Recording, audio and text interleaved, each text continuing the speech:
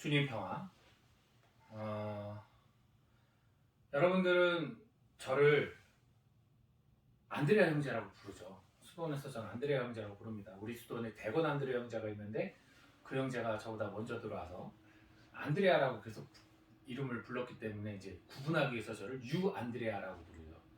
이제 밖에서 신자들을 만나면 저를 안드레아 신부님이라고 부르죠. 신부님이라고 부르고, 또 제가 공부하던 상담 대학원에서는 선생님이라고 불렸습니다. 저를 재선이라고 부르는 사람들은 이제 고향 친구들 정도밖에 없고요. 사실 그 가운데 저를 가장, 저 인간 유재선, 저를 가장 저답게 부를 수 있는 이름이 뭐가 있을까? 유재선일 수도 있겠죠. 제일 오래 불려왔으니까. 그런데 만약에 유재선이 저를 가장 저답게 부르는 이름이라면 사람들이 다 저를 유재선이라고 불러야겠죠. 그러지 않거든요. 사람들은 다 자기의 상황, 환경, 그리고 자기가 생각하는 어떤 모습에 따라 그 사람을 명명합니다.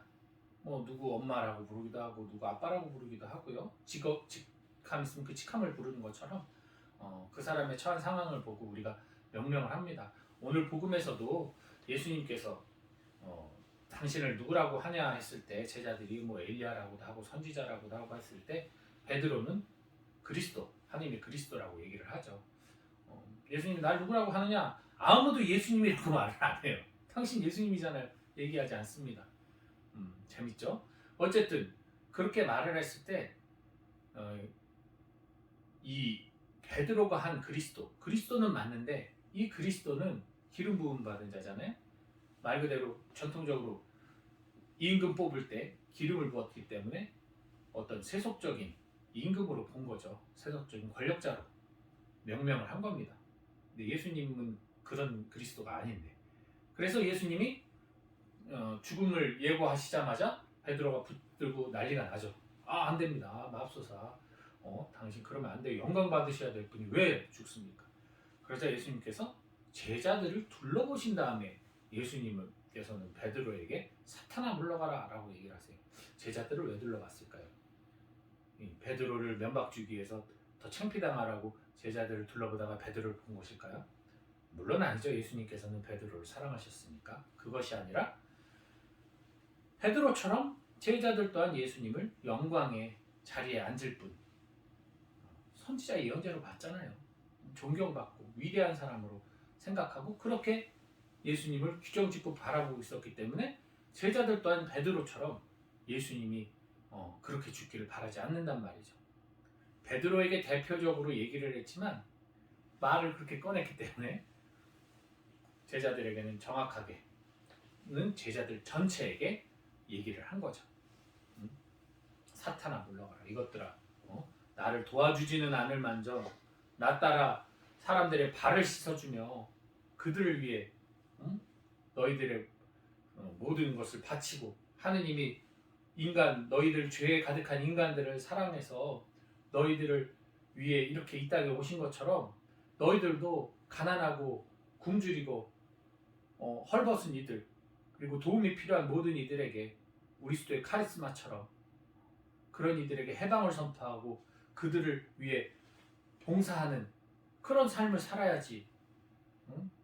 어디 나의 옆에 붙어서 영광을 얻으려는 그 생각만 하느냐. 이 사탄아 물러가라. 이제 그 얘기를 한 거죠. 그런 생각을 제자들에게 불어넣은 사탄. 방금 그 제자들이 말한 엘리야든 선지자든 예전에 다 박해를 받았어요. 후에는 존경을 받았지만, 그러니까 그들의 그 고난과 고통은 생각은 안 하고 이후에 그 영광만 생각하는 거죠. 이순신 장군 우리가 얼마나 훌륭하게 존경을 합니까? 그렇지만 이순신 장군이 살면서 얼마나 많은 박해와 어려움과 고통을 당했어요. 백의종군도 하시고. 그런 고통보다는 우리는 이순신 장군의 업적에 더 관심이 많다는 거죠. 어떤 우리는 스펙, 업적, 권력, 어떤 부귀 이런 거에 너무 관심을 많이 가져요. 오늘 야고보서에서도 그런 모습이 나오죠. 야고보 사도가 아주 또 정확하게 찝습니다. 우리는 아름다운 것을 보려고 하는, 아름다운 것에 시선이 가고 아름다운 것 쪽으로 몸이 기우는 경향성을 가지고 있어요. 심리적으로. 그러니까 더럽고 뭐 추한 것을 누가 좋아합니까? 그거 좋아하면 그건 약간 정신 이상자겠죠.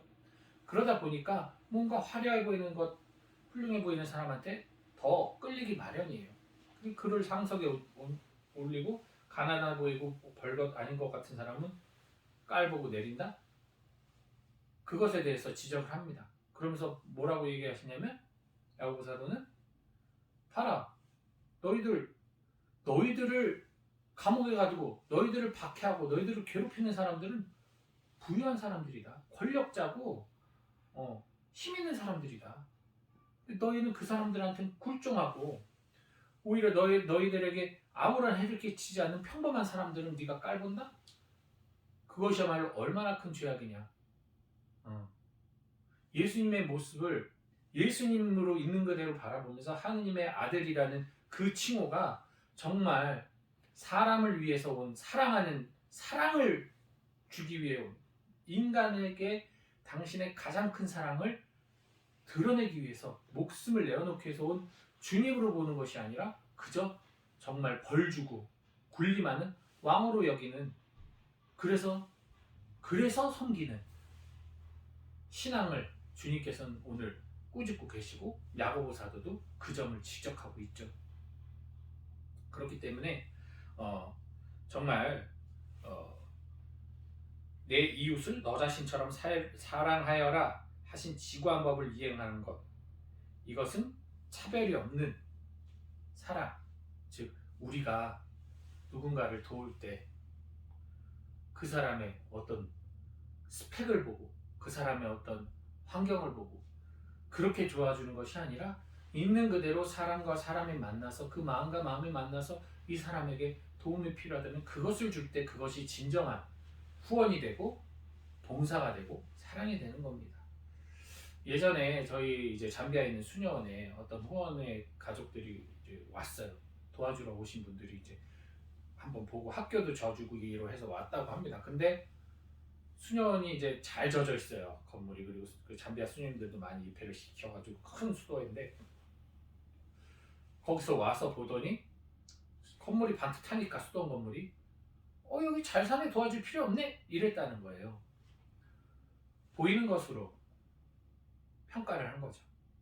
그러면 수도자 각 지역에 가서 선교를 해야 하고 그 지역 가서 사람들을 돕고 그 구석구석 숲속까지 가서 학교를 짓고 병원을 짓고 성당을 짓고 하는 수녀님들이 본원에 와서는 그래도 몸 뉘고 쉴 그런 좀 안정돼 있고 좀 편안하게 쉴 수 있는 공간 하나 정도는 마련을 해놔야지 다 그냥 쓰러져 가는 데서 이 손으로 밥 먹어가면서 그렇게 쫄쫄 굶어가면서 있어야만 선교고 그렇게 본원에 이렇게 건물이 잘 지어져 있고 시설이 괜찮으면 그것은 선교가 아니라고 말하는. 그리고 정말 재밌는 건 잠비아라는 땅이 엄청 커요. 그리고 가난한 나라입니다. 도시만 벗어나면 완전히 정말 맨발에 그냥 누더기 입고 다니는 사람들 투성인데 도시는 어느 정도 개발이 돼 있어요. 중국 사람들이 다 진출돼 있고 그 나라에서 나오는 광물들 채취하기 위해서라도 공업이 또 발달하다 보니까 도시에는 번듯한 건물들도 있고 사람들이 옷 잘 갖춰 입고 차다니고 여러분 다 가보셔서 알지만 그렇잖아요. 그러면 그거를 경험한 사람들, 관광지만 찍고 온 분들은 아프리카 잠비아 잘 사는 나라에 뭘 도와줘? 이런 말이 나온다는 거죠. 그거는 도움이 아니에요, 사실은. 보여지는 조건으로 도와주는 게 아니라는 겁니다. 진정한 사랑을 베풀기 위해서 우리 좀 더 이웃을 바라볼 때 그리고 어떤 환경을 볼 때 평가의 잣대, 생각의 잣대를 내려놓는 그런 연습을 많이 해야 될 겁니다. 우리들만 해도 또 이렇게 돕다가도 이 정도면 하면서 우리가 판단하고 생각하는 경우가 많잖아요. 그런 우리의 판단의 잣대를 내려놓고 그것은 하나님께서 하실 부분이고 저희는 그저 저희 마음이 그를 돕고자 하는 마음이 있다면 그대로 있는 그대로 도왔으면 좋겠어요. 그래서 우리 수도의 카리스마대로 정말 루카 복음사가의 말씀처럼 정말 주님께서 선포하신 신년을 그 죄 속에 머무느라 체험하지 못하는 이들에게 정말 우리가 선포할 수 있는 사랑의 봉사, 선교를 이어나가는 그런 수도자가 되었으면 좋겠습니다.